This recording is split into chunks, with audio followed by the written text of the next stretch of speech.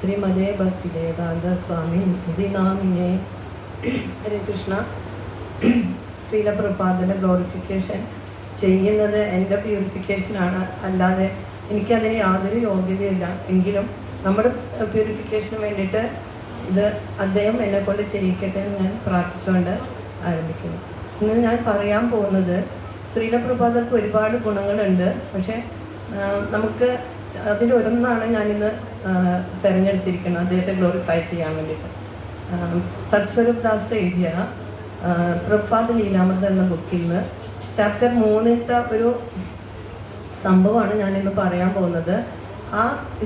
അതിൽ പറഞ്ഞിരിക്കുന്നത് നമുക്ക് പ്രഭാതൻ്റെ കരുതൽ കുടുംബാംഗങ്ങളോട് എത്രത്തോളം ഉണ്ടായിരുന്നെന്ന് നമുക്ക് മനസ്സിലാക്കാൻ പറ്റുന്ന ഒരു അനുഭവമാണിത്.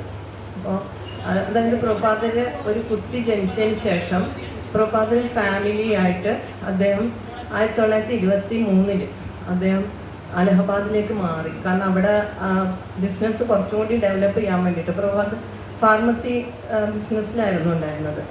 അപ്പോൾ അത് ഡെവലപ്പ് ചെയ്യാൻ വേണ്ടിയിട്ട് അലഹബാദ് നല്ലൊരു സ്ഥലമാണ്. പിന്നെ അലഹബാദ് തീർത്ഥാടന കേന്ദ്രം കൂടിയാണ്. നമുക്കറിയാം 3 നദികളുടെ സംഗമ സ്ഥാനമാണ് അലഹബാദ്. അപ്പോൾ അവിടെ താമസമാക്കി. അപ്പോൾ നടന്ന ഒരു സംഭവമാണിത്. ആ സമയത്ത് പ്രഭുപാദൻ്റെ കൂടെ അദ്ദേഹത്തിൻ്റെ അച്ഛനും പിന്നെ ഒരു സഹോദരൻ ഉണ്ടായിരുന്നു, അദ്ദേഹം, പിന്നെ അതുപോലെ അദ്ദേഹത്തിൻ്റെ വിധവയായിട്ടുള്ളൊരു സഹോദരിയും അവരുടെ ഒരു മകനും ഇവരുടെ കൂടെ ഉണ്ടായിരുന്നു. അപ്പോൾ ഒരു ദിവസം പ്രഭാതൻ്റെ അച്ഛന് കലശലായിട്ടുള്ള അസുഖം കൂടി. അപ്പോൾ കുടുംബാംഗങ്ങളൊക്കെ അദ്ദേഹത്തിൻ്റെ ചുറ്റും കൂടി നിന്നിട്ട് ഇനി അദ്ദേഹത്തിൻ്റെ അവസാന നിമിഷമാണെന്നുള്ള കരുതിയിട്ട് അവരെല്ലാം അദ്ദേഹത്തിൻ്റെ ചുറ്റും കൂടി നിൽക്കുകയായിരുന്നു. അപ്പോൾ കുറച്ച് കഴിഞ്ഞപ്പോഴത്തേക്കും പുറത്ത് വാതിൽ താഴെ ഒരു മുട്ട് കേട്ടപ്പോൾ പ്രഭാതൻ്റെ അച്ഛൻ പറഞ്ഞു സഹോദരനോട് വിളിച്ചിട്ട് പറഞ്ഞു, അത് അഭയാണ്, നീ പോയി നോക്ക്, വാതിൽ തുറക്കുമെന്ന് പറഞ്ഞു. അപ്പോൾ സഹോദരി പറഞ്ഞു, അയ്യോ അഭയ ഇവിടെ ഇല്ല, ബോംബെയിലാണുള്ളത്. പ്രഭാതര് ബിസിനസ്സിന് വേണ്ടിയിട്ട് ബോംബെയിൽ പോയതാണ്. അപ്പോൾ പറഞ്ഞു, അഭയ ഇവിടെ അല്ലല്ലോ, ബോംബെയിലാണല്ലോ എന്ന് പറഞ്ഞു. ഇല്ല, നീ പോയി നോക്കൂ, വാതിൽ തുറക്കുമെന്ന് പറഞ്ഞു. അപ്പോൾ അവർ പോയിട്ട് വാതിൽ താഴെ ഇറങ്ങിപ്പോയി.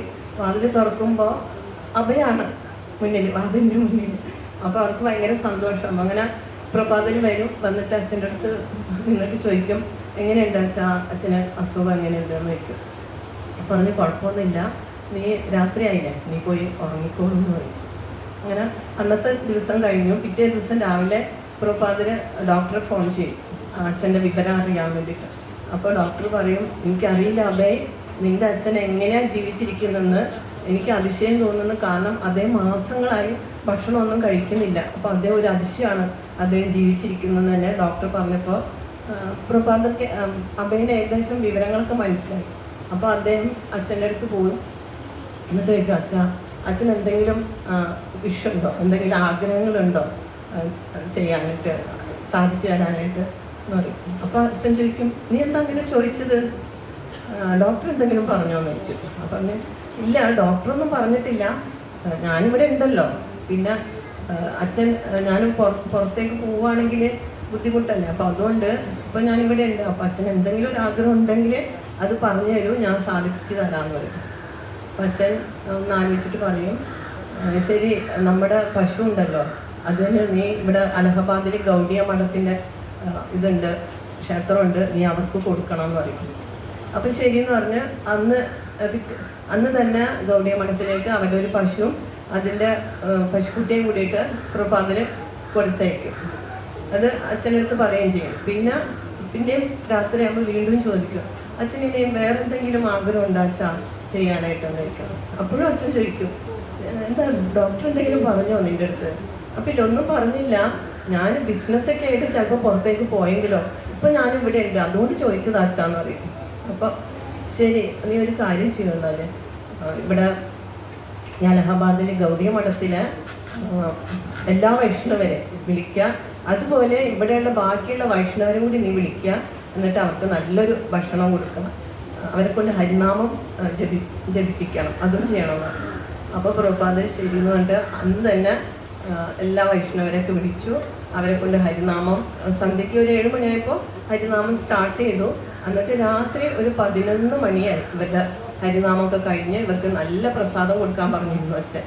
അതൊക്കെ കൊടുത്ത് അവർ രാത്രി ഒരു 11 മണിയായി അവരെല്ലാവരും പോയി കഴിഞ്ഞ് കുറച്ച് കഴിഞ്ഞപ്പോൾ തന്നെ അദ്ദേഹത്തിൻ്റെ അച്ഛൻ യാത്ര പറഞ്ഞു. അപ്പോൾ ഇതിൽ നിന്ന് നമുക്ക് മനസ്സിലാവുന്ന പ്രഭുപാദൻ ആ വേണ്ട സമയത്ത് എത്ര കരുതലോടെ അച്ഛനെ അവർ ശ്രദ്ധിച്ചു എന്നുള്ളതാണ്. കാരണം പ്രഭുപാദൻ എന്ന് പറഞ്ഞാൽ അച്ഛൻ എന്ന് പറഞ്ഞാൽ അത്രയും ജീവിതത്തിൽ ഏറ്റവും വഴിത്തിരിവ് കൊടുത്ത ഒരു വ്യക്തിയാണ്. കാരണം ചെറുപ്പം മുതലേ രാധാകൃഷ്ണന്മാരുടെ സേവനത്തിൽ ഏർപ്പെടാൻ വേണ്ടിയിട്ട് എല്ലാ സൗകര്യം ചെയ്തു കൊടുത്തത് പ്രഭുപാദനാണ്. അപ്പോൾ അച്ഛനായിരുന്നു. അപ്പോൾ അതുകൊണ്ട് അഭയന് ഒരിക്കലും മറക്കാൻ പറ്റാത്ത ഒരു വ്യക്തിത്വമാണ് അച്ഛൻ്റെ വേർപാട്. അപ്പോൾ അദ്ദേഹത്തിൻ്റെ ഈ ഇതിൽ നിന്ന് നമുക്ക് മനസ്സിലാവുന്ന പ്രഭുപാദര് അദ്ദേഹത്തിൻ്റെ കുടുംബാംഗങ്ങളോട് എത്ര കരുതലോടെ പെരുമാറി എന്നുള്ളത്. അദ്ദേഹത്തിൻ്റെ മുന്നിൽ അദ്ദേഹത്തിൻ്റെ എല്ലാ ഗുണങ്ങൾക്കും മുന്നിൽ നമിച്ചുകൊണ്ട് എൻ്റെ വാക്കുകൾ ചുരുക്കുന്നു. ഹരേ കൃഷ്ണ.